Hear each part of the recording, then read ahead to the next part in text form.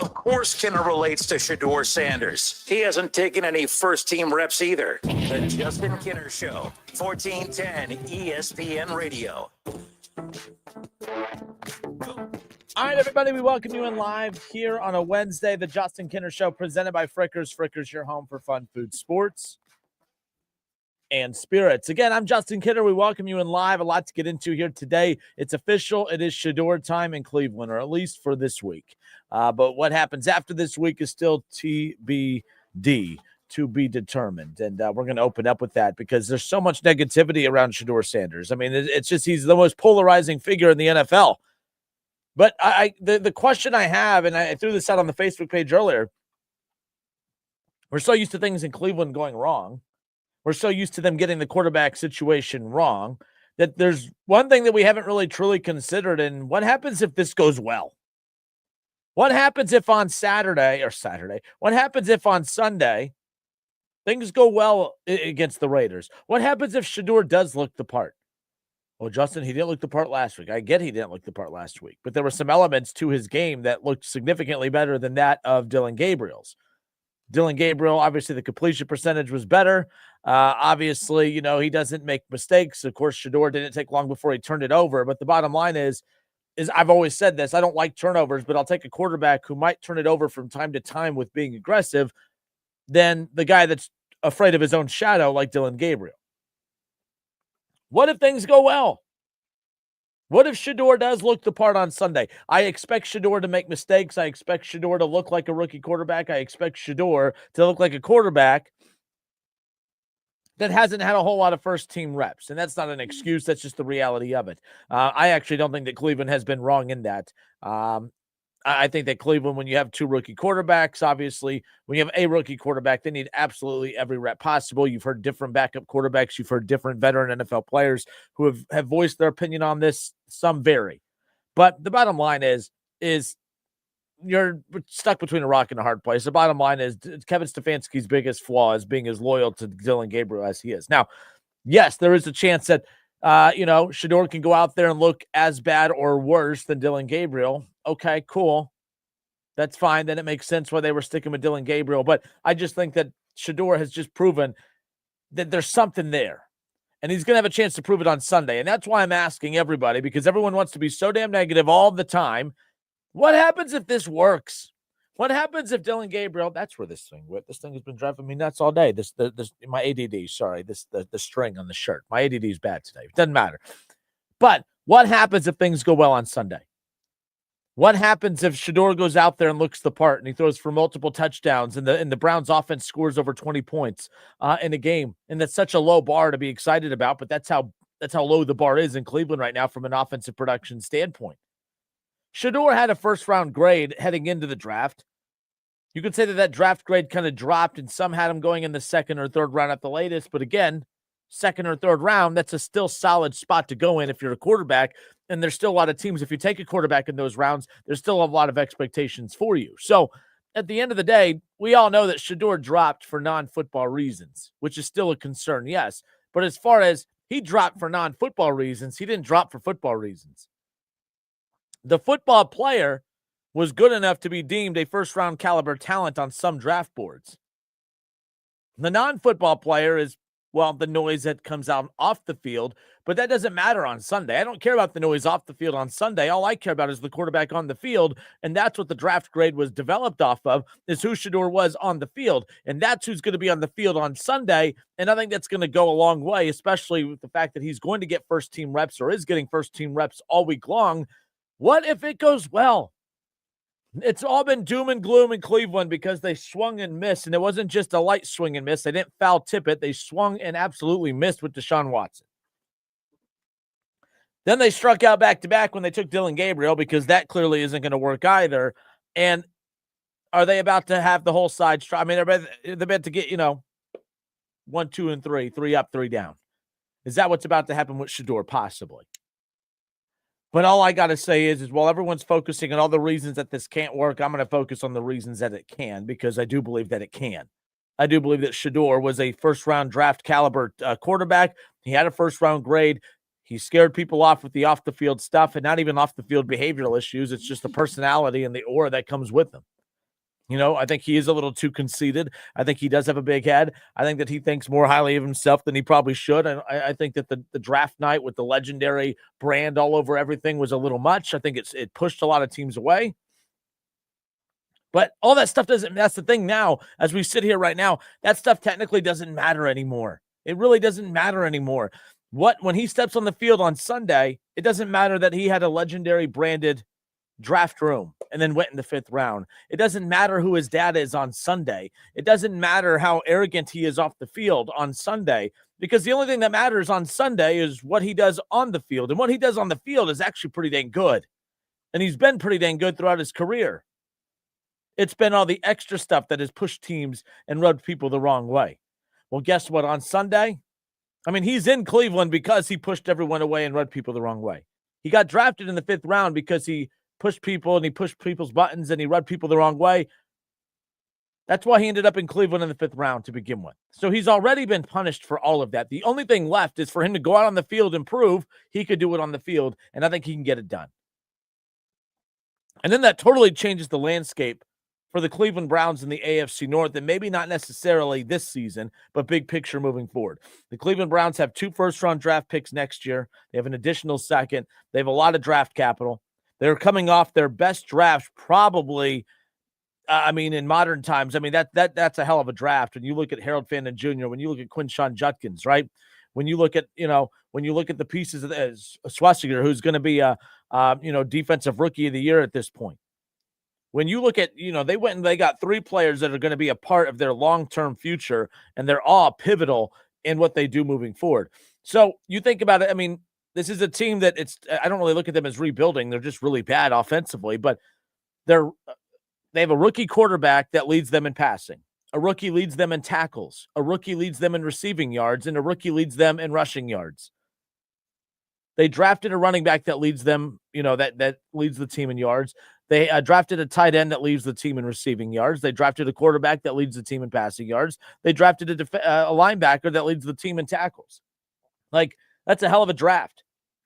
And if you had to go draft another quarterback next year and start this process all over again, it's not the end of the world, especially if you get the quarterback right, but it's going to feel like a repeat of this year of us just sitting back, waiting, and seeing what happens.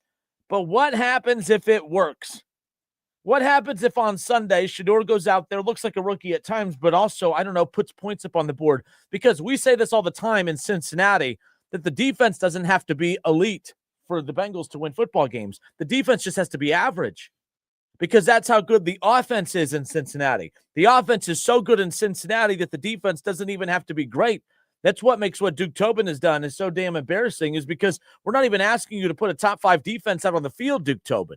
We're asking you just to put a defense that can rank right there between 13 and 17 in that range and let the offense do all the work. Hell, Joe Flacco would have, you got to think, Joe Flacco and the Bengals, they beat the Steelers. They should have beat the Jets. They should have beat the Bears. That performance last week was pretty putrid, but that's 3 wins. They should be sitting at 5 wins right now. They should be sitting right there at the top of the AFC North, but they couldn't get the defense right. The Browns are the exact opposite. They're the same as the Bengals, but the opposite. The Browns are, you don't have to get the offense perfect right now. The defense has been so damn good. Myles Garrett has 10 sacks over the last 3 games.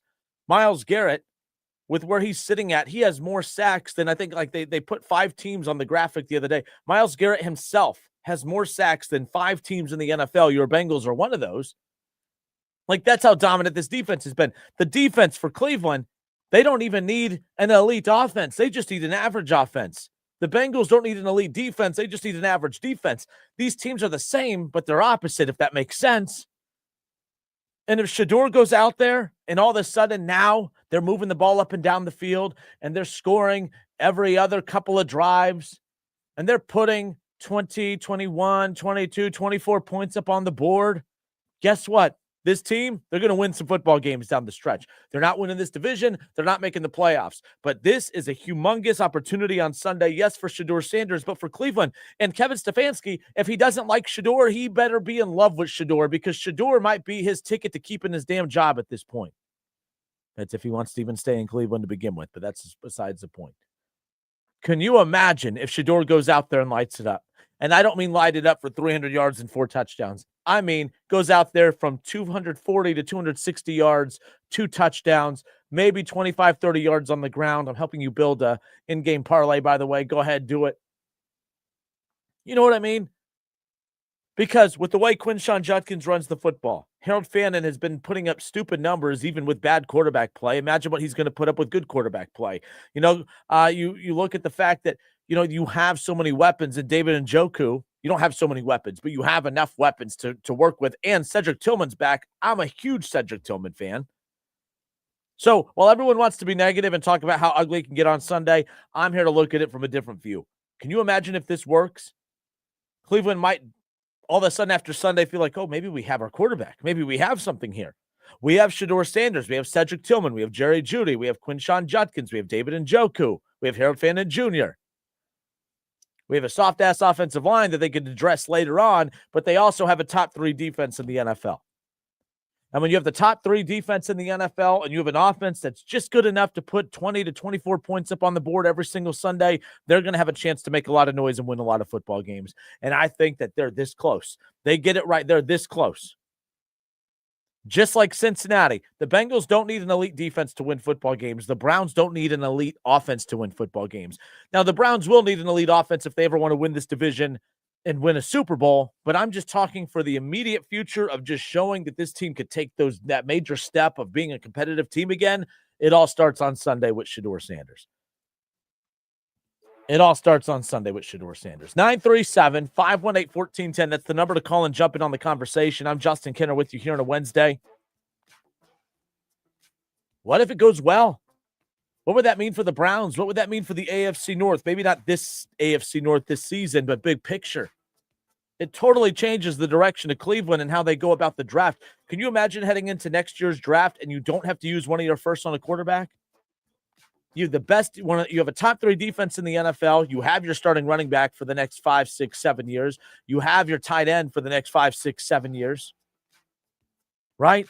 Like, you have your linebacker, your pass rusher for the next 3, 4, 5 years. Like, Cleveland has some really talented pillars on this roster.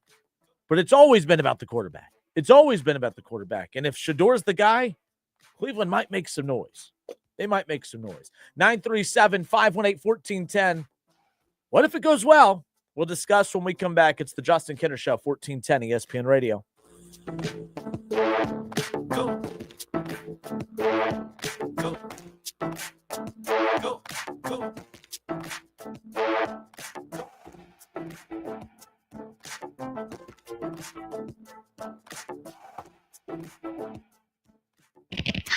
Jamar Chase spits on players. Kinner spits hot takes. The Justin Kinner Show, 1410 ESPN Radio.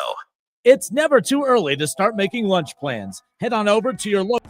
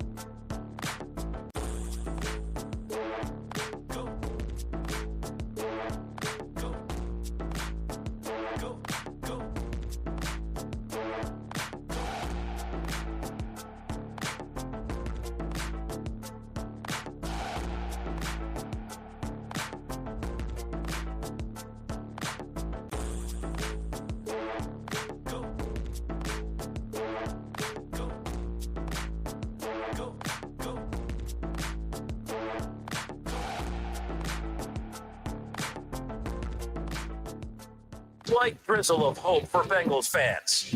Sorry, guy with Burrow jersey. You're listening to the Justin Kinner Show, 1410 ESPN Radio. Justin Kinner back with you here on 1410 ESPN Radio. Shedeur Sanders is going to get the start on Sunday for Cleveland. He made his debut technically last Sunday. Didn't go so well for a 16 for like 40-something yards, an interception.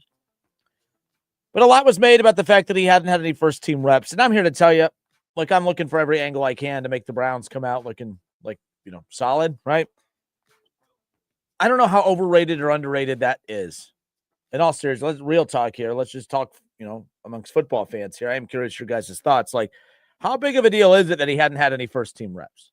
I think it's a big deal, but I also don't – I also am not a fan of the 4-16 from the field either, if that makes sense.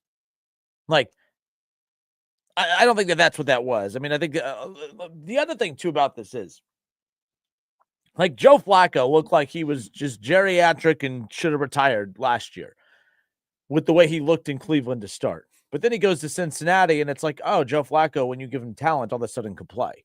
So how much of the struggles of Dylan Gabriel and the limited half of football that we saw from Shedeur Sanders, how much of their struggles are just based on the fact that they don't have elite wide receivers? I do think people say, oh, it's a lot more than, Joe Flacco. The Cleveland Browns' problems are a lot more than just not having wide receivers. Cincinnati's a much better offense. Yes, because they have T. Higgins and Jamar Chase. Take Jamar, and I'm being kind of serious here in real talk. Take Jamar and T off Cincinnati. Who's better offensively? In real talk. I'm being serious. I guess you would still take the Bengals because you have Joe Burrow throwing the football, and Joe Burrow is expected to still be able to make receivers good. But from a Joe Flacco perspective, how much better would Joe Flacco be in Cincinnati if T and Jamar weren't available? Like, if T. Higgins gets knocked out early in the first quarter against the Patriots, and you have Yoshivas and guys like that as your only receivers down the stretch, I don't know how good I think Cincinnati would be horrendous offensively. I think they would be as bad, if not worse, than Cleveland. Having wide receivers is necessary. And I think we saw that. Joe Flacco looked like he couldn't play a lick of football anymore when he was in Cleveland a month and a half ago. Now he's putting up MVP-like numbers. I know he didn't have a great week against Pittsburgh, but you see the point. So how much of the struggles of Dylan Gabriel and Shedeur in that one half of football stem from that? I think that's a fair question to ask. But I do think that Cedric Tillman is better than Yoshivas when he's actually out on the field. I think that Cedric Tillman is better than a lot of those weapons in Cincinnati outside of Jamar and T. So, who knows what'll happen there. I saw a mock draft today, Cleveland taking Carnell Tate with potentially that any pick between number 16 and 19, depending on where the Jaguars finish. The Jaguars are a bunch of jag-offs, and they keep winning games. They're ticking me off. All right. If the Jaguars win 9 games and miss the playoffs, I'm going to be furious. All right. If you don't get the Browns a good draft pick and miss the playoffs, that's just a kick in the groin right there, as far as I'm concerned. If you're going to lose. Help Cleveland out. Don't leave all the heavy lifting up to Cleveland as far as that goes. But either way, so Carnell Tate could be a potential first-round pick for the Browns next year, if that's the case. But I opened up the show. I threw it out there. What happens if Shedeur looks good on Sunday? It totally changes the direction of the Browns. I think I saw in the chat where to go. Troy, what up, Troy? Hope you're well. Troy says, good or bad, at least the Browns will have an idea about him. And that's the other thing, too. I don't want Shedeur to look average on Sunday. I either want Shedeur to be really, really bad, or I want him to be really, really good. I don't really want an in-between game. I don't want us to leave the game thinking, I mean, I don't know if there's anything there or not. I can't say that there's nothing there, but I don't know if something's there. Like Dylan Gabriel, I'm happy with Dylan Gabriel because Dylan Gabriel has made me feel confident that, okay, he's not a contender to start games moving forward. Kevin Stefanski thinks so, which is a little worrisome. But I don't, if you watch him, there's nothing impressive about him, like nothing. So I'm over the Dylan Gabriel thing. Shedeur needs to look the part on Sunday. He has to look the part. He either has to look the part or not look the part. It can't be in between. And like this past Sunday, the numbers weren't good, but I do think that there were some throws that he made that I'm like, oh, yeah, that's an NFL throw. There were some plays that Shedeur made that I'm like, oh, that's an NFL play. That's an NFL throw. That's an NFL quarterback The numbers were so bad, though, that I can't sit there and justify it. But I do know that the numbers have looked better for Dillon Gabriel, and you watch him, and there's nothing about him that, oh, that's not an NFL throw. That's not an NFL play. That's not good. Oh, look, a 20-yard run that was a 1-yard completion that 19 yards came after the catch. Yeah, I don't know. I mean, you need those type of plays, don't get me wrong, but you also need to be able to make plays down the field. Some of the, people were ripping Kevin Stefanski. How can you not execute one single play longer than 10 yards down the field? I don't think that's all on Kevin Stefanski. I think that's Dillon Gabriel's limitations. But Kevin Stefanski values the football so much that he would rather not have an explosive offense than have an explosive offense and turn the ball over. So who knows what's going to happen?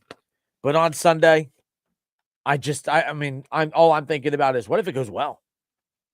Because now you feel pretty good about the direction of the quarterback position.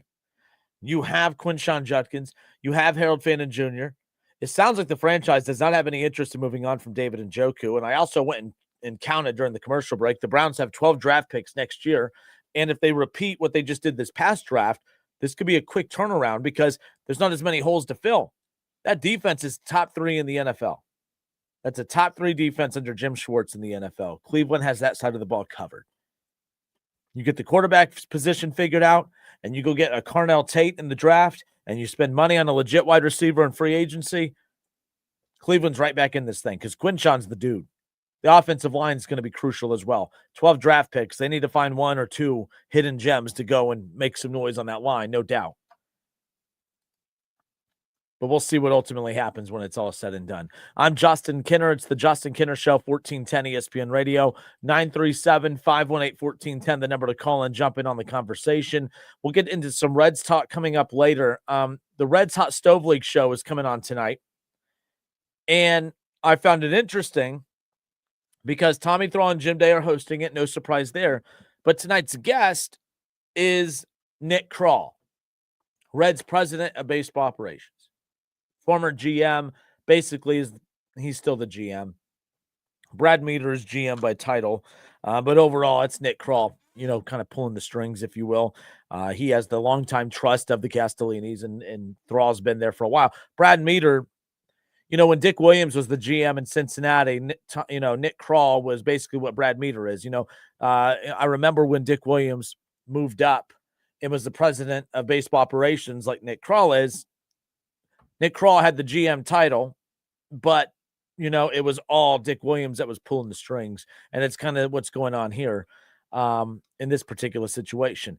I don't know if that's a good or a bad thing that Nick Krall's joining the podcast tonight or joining the Reds Hot Stove League broadcast tonight, because he's either joining it to diffuse any hopes and dreams of Reds fans, or maybe there's a new message that they want to put out there as far as the direction that they're going to go in for free agency. But things aren't good. Things aren't good for the Reds to sit there and feel confident that he's going on there, or that things aren't good. The temperature of Reds fans is not very good right now. So why would he go on there knowing that he's disliked at the moment? I feel like it could be a potential good thing. We'll get to that coming up in a bit. So back to the Shedeur conversation. Chad Kinster says, pump the brakes a little, Justin. I understand the excitement, but I honestly don't think Sanders will be anywhere close to the answer in Cleveland. Keep in mind that I also like Cleveland, and it just seems for whatever reason, no matter who the quarterback is, it never works. I don't even know if someone like Tom Brady would thrive in Cleveland. No, look, if that's the case, and I'm not even saying you're wrong, but that was the premise of the topic today to open up the show. Because I said, and I even put up the show preview earlier, Chad, on Facebook. I just said, hey, everything's so negative in Cleveland when it comes to the quarterback position, and there's nothing in Cleveland's history to justify my stance or my take on this. I'm not even saying what I think is going to happen. What I'm saying is what if? We all do the what if situation. Bengals fans do it. What if our defense was just average?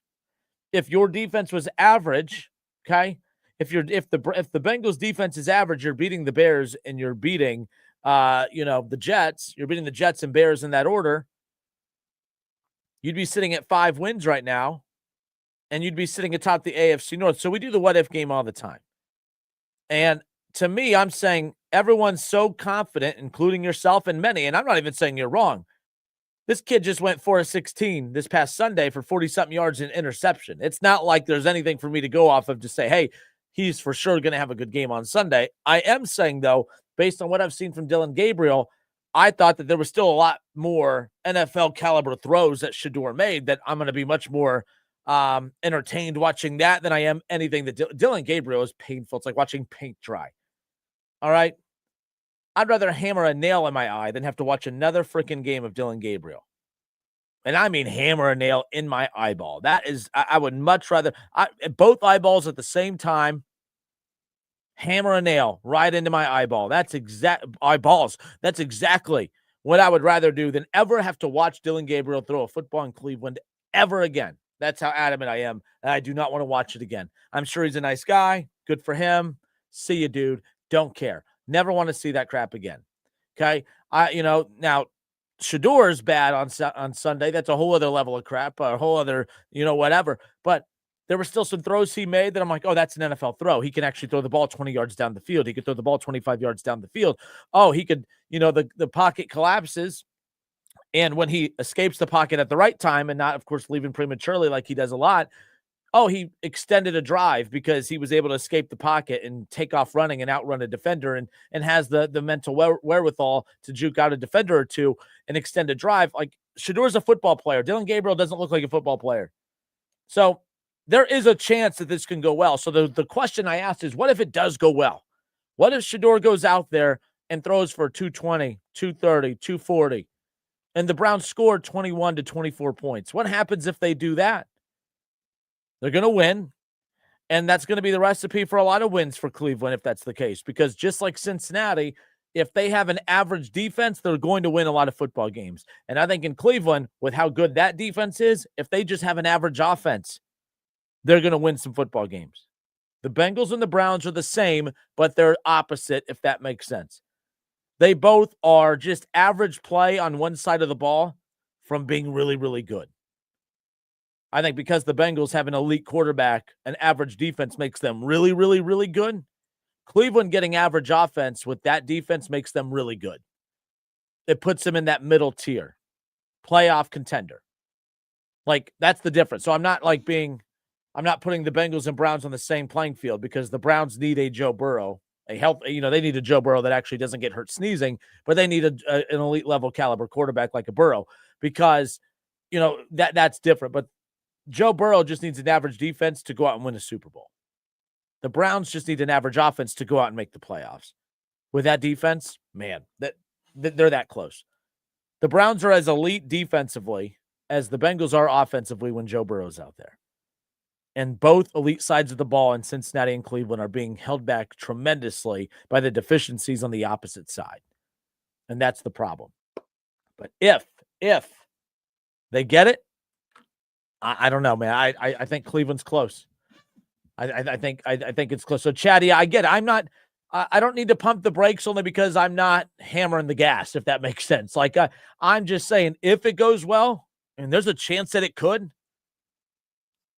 man, Cleveland might have something to work with.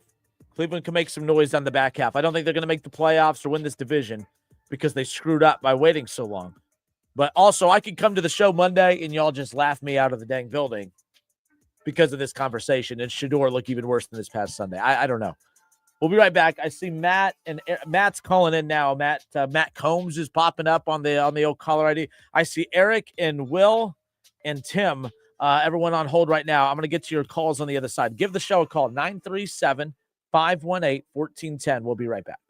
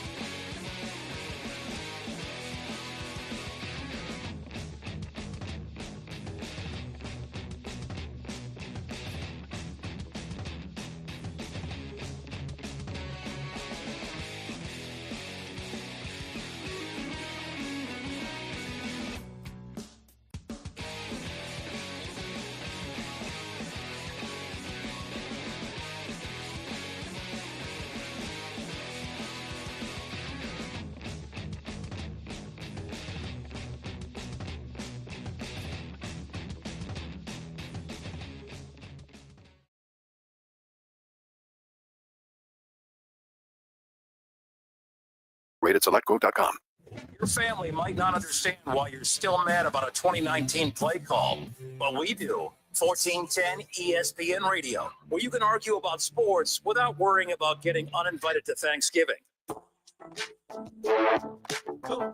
Kind of crazy that Thanksgiving's coming up not too far off in the distance. How about that? College basketball, UD has a big one tonight. They're at Marquette. Does it feel like basketball season yet? I know, like, we're getting into we're not even in the middle of college football season. We're wrapping up college football season, which is just crazy at the end. You know what I mean? Like, we're wrapping up college football. I mean, after Rutgers, it's the game. It's rivalry week. I think that's huge. I mean, I don't get, so we're not even in the middle of college football season anymore. We're almost wrapping it up. But Dayton's going to be at Marquette tonight. That game is on True TV. It's 7:30, the tip-off, and it is Marquette minus 5.5 for those who, like to wager on such things. So there's that. But, yeah, this is I love the non-conference slate. Dayton has a good non-conference slate this year. They actually do put together pretty impressive non-conference slates, at least, year in and year out. They lost to Cincinnati 74-62 last week. They have Marquette. They still have Georgetown, Virginia, and Florida State. I mean, they have others too, but like those are like the big ones. These are matchups that will put them in position to fight for an at-large bid. They're 3-1 right now. They're only lost at Cincinnati, but you could get by with a loss against Cincinnati, but you can't get by with a loss against Cincinnati. You can't go to Marquette and lose, because then it puts those Georgetown and that Virginia and Florida State those matchups, puts those in those must-wins. Because there's one thing, like it really puts them in the must-win category because I have zero trust in Anthony Grant come A-10 play. It's just the reality of it. Like that's this team wants so bad to get to the Big East, but they can't dominate the A-10. They need to start proving that they could do that. But we know that they have always done a phenomenal job playing in November, December, and it usually is with matchups like this. They beat Marquette at home last year. I want to see what they could do tonight on the road at Marquette. Big opportunity. 5.5-point dogs. We'll see what happens. Wright State. We just got back from Greenbrier. I've never been to Greenbrier before. My goodness, that place is like a palace. It's like the dang White House. I've never been anywhere like that before. That was pretty cool. They played the Greenbrier tip-off. It was held in a ballroom. And they had Duke and it was the women's teams the night before. They had Duke and West Virginia, and there was a huge fight, and half the roster for West Virginia got eliminated. There was only 5 players left, so it was they had to finish with the same 5 players the rest of the night, and they won like an overtime or something crazy. But it's really cool seeing how they take a ballroom and turn it into a basketball arena. And there's more of the Greenbrier tip-off coming up this weekend. But I thought that was pretty fascinating seeing that. But that place was unbelievable. But we welcome you back. We're talking NFL. The Cleveland Browns are going to be in action. On Sunday, obviously, and they're going to roll out Shedeur Sanders. Shedeur Sanders is going to make his first start with the Browns. We got a chance to see Shedeur a little bit this past Sunday, and it wasn't great. But I do think I'm not making an excuse. I want that to be clear because I think that the coverage of Shedeur has been nauseating. I hope you guys could give me some credit. I haven't really talked a lot of Shedeur on this show. Every once in a while, we'll bring it up. I think that the Josina Andersons of the world, I think her coverage of him is nauseating. I think it's sickening. I think I have no clue why so many media members are making excuses for him. Now, I do think it is fair to say that Shedeur being thrown out to the Wolves last Sunday without ever taking a first team snap, I think it's fair to say, okay, we can take that into account when watching what happened. I think that's fair. But he was drafted in the 5th round for a reason. There are deficiencies, there are flaws. And there's also a lot of strengths that made him a guy that had a first-round draft grade as well. So he's going to get first-team reps all week. Is it the same as getting first-team reps all of training camp and all of the first-team reps in weeks 1 all the way through whatever the hell week we're in now? What week is this? Week 12 already? Man. 1 week of first-team reps is not the same as Dylan Gabriel having 7 weeks of first-team reps and, all that, right? I'm very well aware of that. But I also don't care. Shedeur, you talk a lot. You're very arrogant. You're very confident. I like that in quarterbacks who win. I've said this about Joe Burrow before. Joe Burrow would be the most nauseating quarterback in the world if he ever starts losing games because of him. Like last year, they won 9 games, but there was there's a couple games that I think he made mistakes in late that led to losses, but the defense was so bad that we overlook it. But Joe Burrow, his annoying personality only works if you're a winner. And he's a winner, so he gets by with it. You can't be Shedeur and lose football games. And he's made a living of that since his Colorado days. I mean, I think, what did he finish? He finished one game above 500 his entire stretch at Colorado. You can't act and carry yourself that way and not win a lot of football games. That's not going to work in Cleveland. It didn't work for Baker Mayfield. Baker Mayfield doesn't act completely different now than what he did in Cleveland. The difference is he's winning now. You can act and say things. You could be, remember Baker Mayfield wasn't allowed to be in commercials? Now everybody's in commercials. You know how many dumb commercials? Every single quarterback in the NFL is in a commercial. Right? Like, that's just how it goes. But Baker was the only quarterback I know that wasn't allowed. Colin Cowherd, ESPN, everybody, you guys would call into the show. Oh, he has more commercials than wins and more commercials than touchdowns and all this stuff. Okay, what? Everyone's in commercials. That's not why he wasn't winning football games. But, like, everyone hated Baker Mayfield in Cleveland. Now everybody loves him. Shedeur, win games. We'll move on from this. But 937-518-1410, I threw it out. What happens if he plays well? What if he plays well on Sunday? And I think there's a good chance that he can play well, not just because the Raiders are a bad team. I think he's a good quarterback, and I think he's going to be solid. And I can't imagine what that would do for a franchise like Cleveland that has just been desperately looking for a quarterback. That defense is top 3 in the NFL. If he turns out to be a good quarterback for Cleveland, they're going to win some football games moving forward. Because and I made this comparison earlier to the Bengals are in a situation where, man, if with their defense or with their offense, they just need an average defense, not a great one. They just need an average one to win football games. That's how good Cleveland's defense is.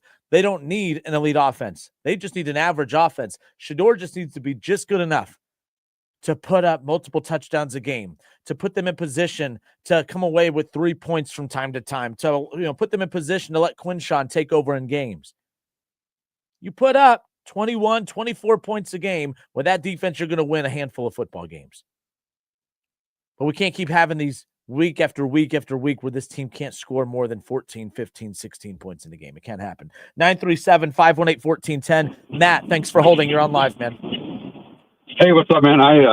Long time, but I agree with you. I think, if you took Jamar Chase and T. Higgins and you put them on the Browns, Dylan Gabriel, I think, is probably going to do better. George Sanders would do better, right? Like, I think it doesn't matter who your supporting cast is. I don't think any of the Browns receivers would be better than Chase or Higgins, right? No. What is that noise? What are you doing? It sounds like they're in a meat grinder. Every day, man. No, by no means. Cleveland doesn't have one weapon better than Jamar T. The point I was trying to make earlier, was when I was, was that if you take Jamar and T off Cincinnati, the offenses in Cincinnati and Cleveland have to be pretty dang even. I actually would take Cedric Tillman over Yoshivas. I would actually, I definitely would take Quinshawn over anything they have. I would take Harold Fannin Jr. and David Njoku. I actually, as dumb as this sounds, my team's bad offense would be better than your team's bad offense if you took T and Jamar off that offense. But that's. I don't know if the Bengals are scoring any points if you take those two off the offense. I agree with you. So if those two guys are gone, I mean, it's they're scoring 3 points, man. I'm telling you. But like with that being said, you were talking about that draft model showing Tate there, and I would like Tate there, but I'm with you too that you almost have to bring in a veteran. If you look at these Ohio State guys, none of these receivers, as far as I can remember, have never came in and had to be receiver number one, right, when they started, right? Now, some of them have, got to receiver number one, in the next year of their deal, right? But I like the idea, but I'm not overly familiar with the Browns draft situation this upcoming year. Oh, how does that work with the Jaguars? So they wherever if the Jaguars, let's say they finish with the 11th worst record in football, they would be picking 11th. The Browns would get their 11th pick. But right now, if the draft was today based on the order, the Browns would have the 19th pick. So they're going to be in that 13 to 19 range, I think, in there. I don't think the Jaguars will be any worse, but I don't think they'll be any better than that. I think they're an average team, and I think the Browns will get an average pick as far as that goes. So, does that draft pick change if Jacksonville was to somehow make the playoffs? No, it's just whatever. It's just wherever the Jaguars would be slotted if they didn't move on from that pick. That's where the Browns would be picking. And they're going to have so that's it. They got 2 first-round picks. Yeah, 2 first-round picks, and then they have their own second, third, and fourth. And then I think they have like multiple 4s, 5s, and 6s. What? So they're probably sitting the second or third pick for this year? Right now, I think they're not even in the top 5. That's how bad. There's a lot of bad teams in the NFL. Oh, okay. Well, no, I lied. Hold on. They're sitting at number 3. This show's number 3. I'm sorry. I thought when I was looking at the draft order earlier, there's just a lot of teams tied, but they all have the same. Yeah, it would just come down to tiebreakers and all that fun stuff. Yeah, I just don't know, gauge-wise with Sanders and these guys, I don't know if we're going to figure that out. And then, when draft season comes around, do they take a Mendoza or somebody like that? Is that kind of what? And I don't even know what the thought process would be for quarterback, right? The guy's got nobody to throw it to. This guy doesn't even take first team reps 9 weeks into the season. I said when you have 2 first-round picks, the Browns last year. They forced picks at quarterback. They forced the Shedeur Sanders 5th-round pick, and they forced the Dylan Gabriel pick in a draft class that didn't have good quarterbacks. I thought they shouldn't have taken 1 quarterback last year. They shouldn't have taken 1. They should have went and got a Daniel Jones. Now, I'm a hypocrite because I was not saying this. I was not saying this at the time. Daniel Jones, I'm starting to be a believer in going to give quarterbacks who had a bad first run a second chance opportunity, because we're seeing it with Sam Darnold. We're seeing it with, of course, it's half the league. Yeah, Mac Jones. We're seeing it across the board. So what I think the Browns should do this upcoming draft is I think you bring back Shedeur next year. And again, I'm getting ahead of myself, assuming it goes well, right? Let's say it goes well. You bring Shedeur back, even if he looks average, and I don't think you force a pick. I don't take Mendoza. I don't take – these quarterbacks are not good. I don't take any quarterback. I go sign a veteran quarterback in free agency, roll forward with Shedeur, Dylan Gabriel. For me, my vote's Shedeur, and then you try for quarterback next year. But I use my 2 first-round picks for immediate impact guys, because look what happened with Quinn Sean and Harold Fannin Jr. Look what happened with Schlesinger.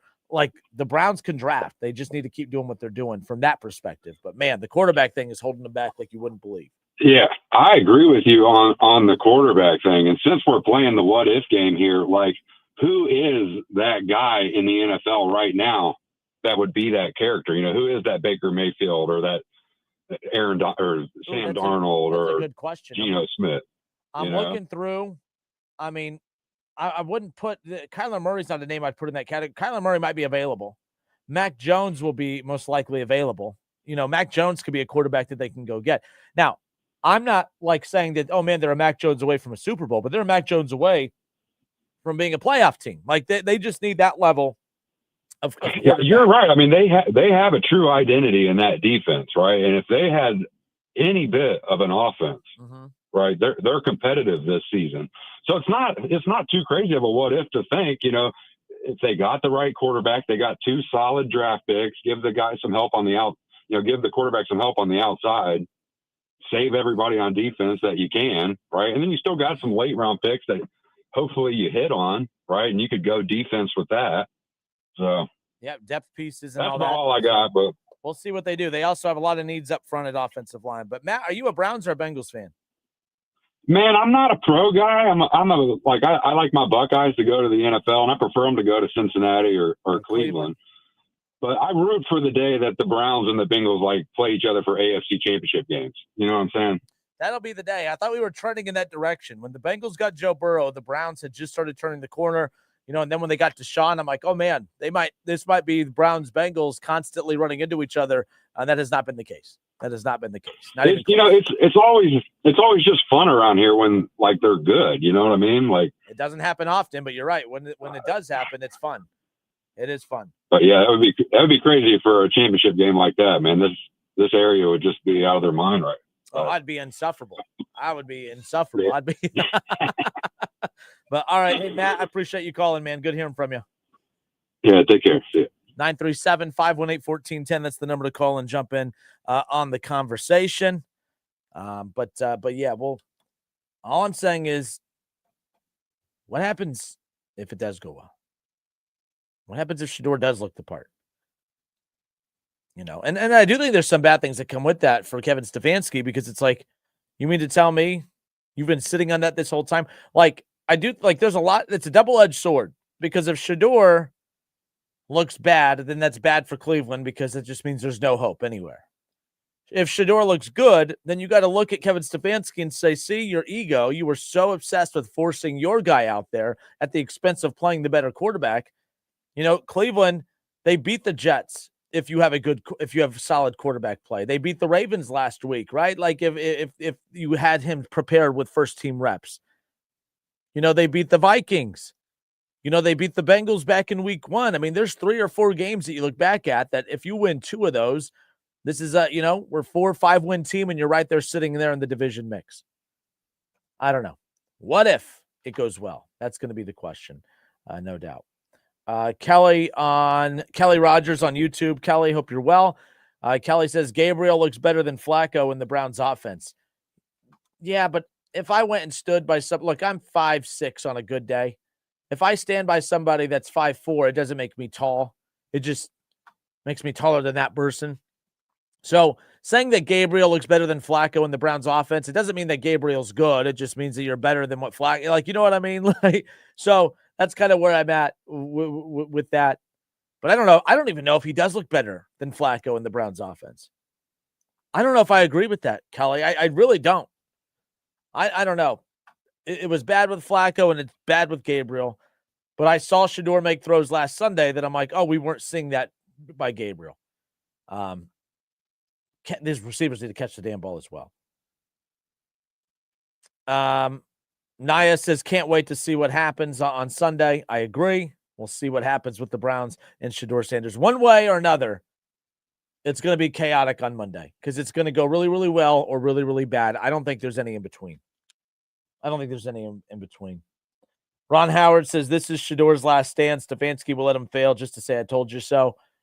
I really don't think Stefanski is in the business of trying to let somebody fail, because if Shedeur fails, he fails. And if he fails, he gets fired. Stefanski should just be desperate for any of these guys to work. We'll see what happens. It's the Justin Kinner Show presented by Frickers. Frickers, your home for fun, food, sports, and spirits. We'll talk some Buckeyes. The injury bug has struck in Columbus. I said it's been a boring season for Ohio State, but maybe it's about to become unboring, but for all the wrong reasons. Ohio State, I don't really trust them when it comes to how they update us fans on injuries. Remember Jackson Smith and Jigba? Remember the constant injury reports with him? He's doing everything he can to get back out on the field, and we're hoping to have him back for insert the name of the next team on the schedule. We've officially reached that level of Ryan Day when it comes to Jeremiah Smith and Carnell Tate. How concerned are you about the Buckeyes injury bug? We'll pick up with that when we come back.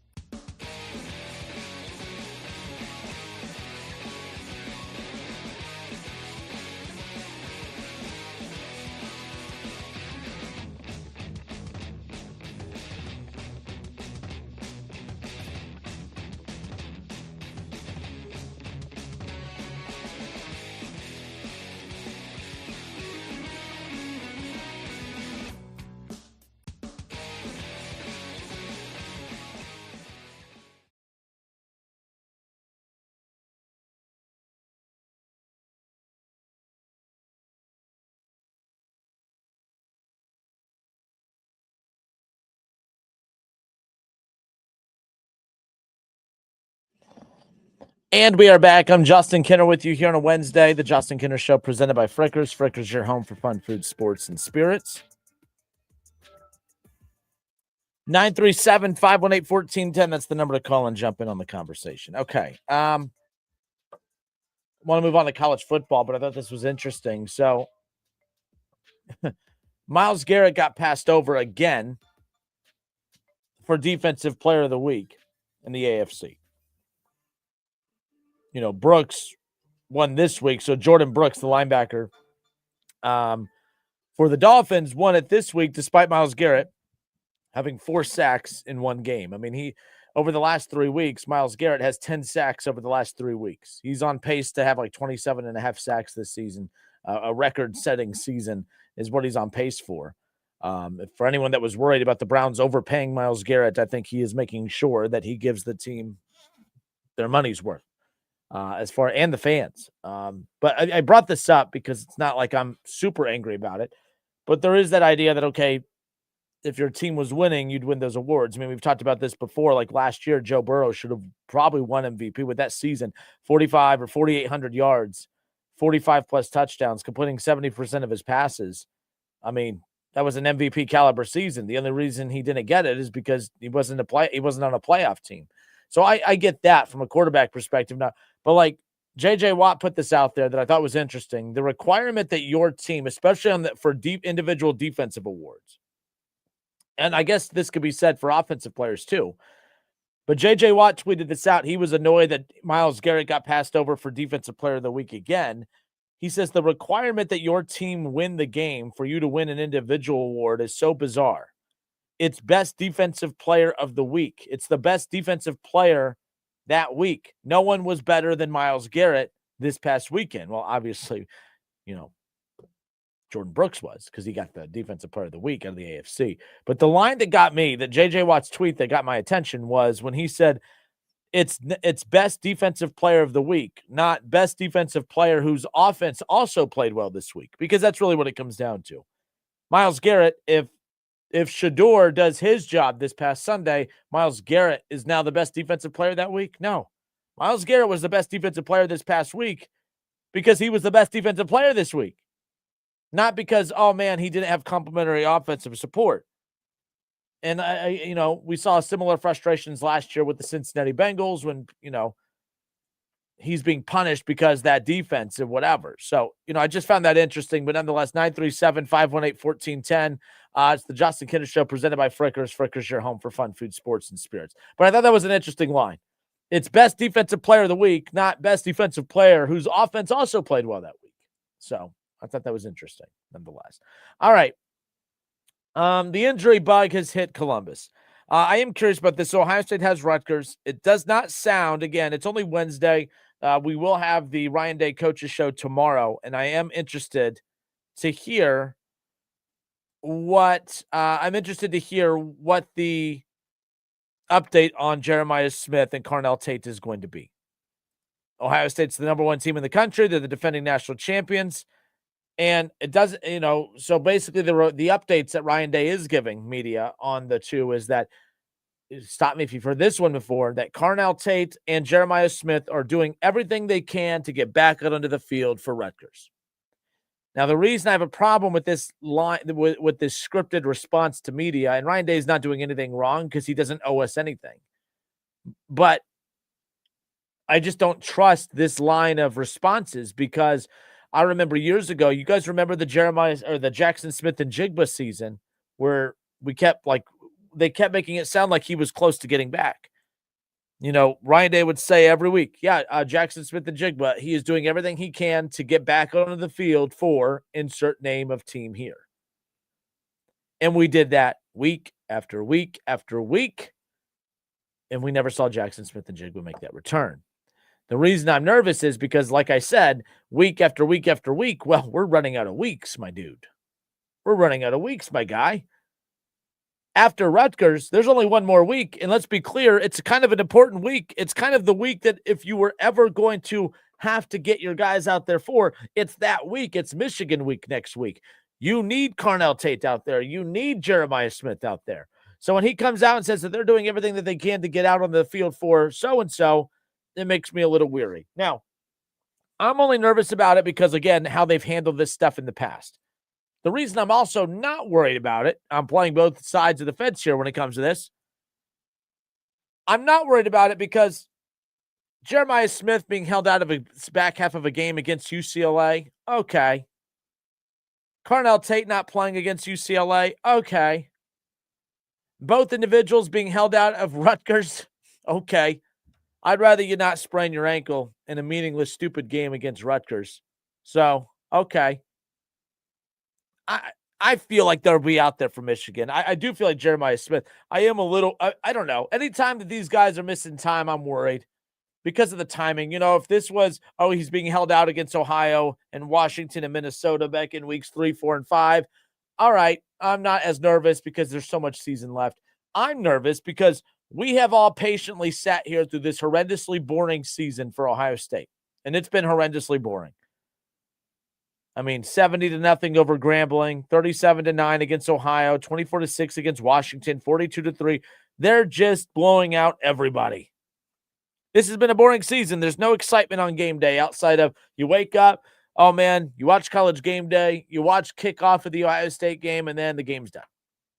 It's been a horrendous year. This game against Rutgers, also going to be horrendously boring. Okay, cool. Whatever. Boring. It's going to be boring. So, with that being said, I would rather them take, I think the game would be boring with Carnell Tate and Jeremiah Smith against Rutgers. It'll be boring with them, and it would be boring with them with the risk of them getting hurt even more. So I'd rather it be boring without them with no risk of them getting hurt even more. I'd rather have Carnell Tate have 3 full weeks to prepare for Michigan and be healthy, 2 full weeks for Jeremiah Smith to get ready and be healthy. I would much rather that be the case.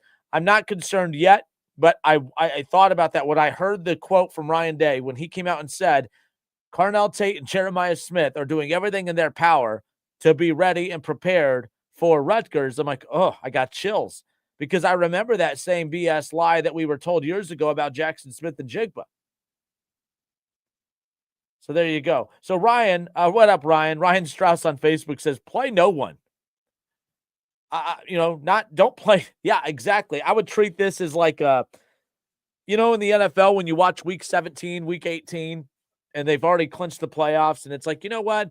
Let's not risk any injury. Let's just go ahead and sit these guys. Yeah, that's kind of how I approach Rutgers. I wouldn't play one person of significance. Now, I do think you should play Julian Sayin because Julian Sayin is getting a lot of the, he shouldn't be a Heisman contender because he's being carried by Carnell Tate and Jeremiah Smith. I would love to see what Julian Sayin could go. And I think I don't necessarily agree with that logic, but I understand it. I understand that other quarterbacks don't have the talent that he does. So I guess if you want to use, people do that with Burrow. I mean, I've done that with Burrow, and I'm not saying it in a mean way, but it's true.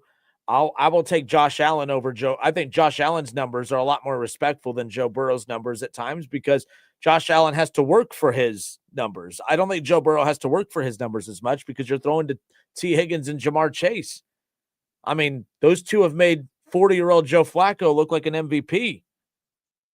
I mean, those two, I know that your boy Jake Browning wasn't very good this year, but Jake Browning was the backup quarterback the last couple of years. And when he was throwing the ball to Jamar and T, he was so good with them that people were literally thinking, man, do the Bengals have 2 starting quarterbacks? So let's just not use this year's games to act like those 2 receivers haven't propped up quarterbacks the whole time in Cincinnati, because they have. So I understand it when people say that Carnell Tate and Jeremiah Smith prop up Julian Sayin. So I would play Julian Sayin this week. And I would actually, the reason I would be more excited for Rutgers without Jeremiah Smith and Carnell Tate is because I would love to see what Julian Sayin could do without those 2. Let's go shut those people up. Let's shut the me's of the world up. Go out there, Julian Sayin, throw all over the place without Jeremiah Smith and Carnell Tate, and let's have a ball. Let's have a blast. But Ryan Strauss on Facebook says, play no one, not Sayin, Smith, or Tate. Health above all. Healthy for that team up north and moving forward. Only thing you are missing out on is a Heisman stats. But if Haskins, Fields, or Stroud couldn't win it, Sayin wasn't getting it. Yeah, I agree. But I think this year, I don't think the years like when Haskins didn't win it, What year was no? That wasn't Haskins. What year did Fields win? Did Burrow win it? That was 20. So that would have been Fields, right? Yeah, that would have been Fields' year. Yeah, as good as Justin Fields was, I would not have taken Fields over Burrow. Burrow deserved the Heisman that year, but you could argue that year Burrow. Look at the guys he was throwing to at LSU, but he deserved it. They were the number. I mean, very similar to this. Julian's numbers aren't as good as Burrow's that year, but they're pretty damn close. Ryan Strauss says, or play saying, since we've learned Heisman moments come against below 500 teams. There you go, Ryan. I like that. I like that mentality. Don't get me started on that. Yep. David Mann on Facebook. Oh, you're responding. We'll get back into the Browns coming up more. That's a Browns comment. We'll get to that more in a moment. But either way, like I said, it's Rutgers. I think it would be dumb if Jeremiah Smith's not 100%. I don't want him to touch the field on Sunday or on Saturday against Rutgers. If Carnell Tate's not healthy, Kyler won it over Haskins. Okay. Yeah, I was going to say, I was like, wait. By the way, I keep thinking Haskins played a few years ago. That was a long time ago. We're talking almost 10 years ago. Isn't that crazy, guys? Like, I keep feeling like Haskins was like a recent run in Columbus. It's not. That was, they won the national championship in 2014, and that came after, but it doesn't matter. Like, I don't know. It is what it is, but I just thought that was wild. But yeah, that was the Kyler Murray year. But no, like I said, I don't want to see Jeremiah Smith or Carnell Tate on the field on Saturday. Like, if they're not 100%, I don't want them out there. And I think that, you got to have them ready for Michigan, but also, and I don't want to fall trap for that either. Like, if Jeremiah Smith isn't even 100% healthy, I don't even want him out there against Michigan, because as we learned last year, and this is what I've been pounding on the table for years, I care about Michigan, but I don't care about Michigan. I don't put Michigan above anything else. I put Michigan above Rutgers, obviously. I keep hitting this mic. Stop hitting the mic. Act like you've done radio before. Jesus, cramming. Anyways, so it's all about winning a national championship. If Carnell Tate's not 100% healthy, if Jeremiah Smith is not 100% healthy, we literally have to ask this question. You're going to blow Rutgers out. You obviously want them out there to help beat Michigan.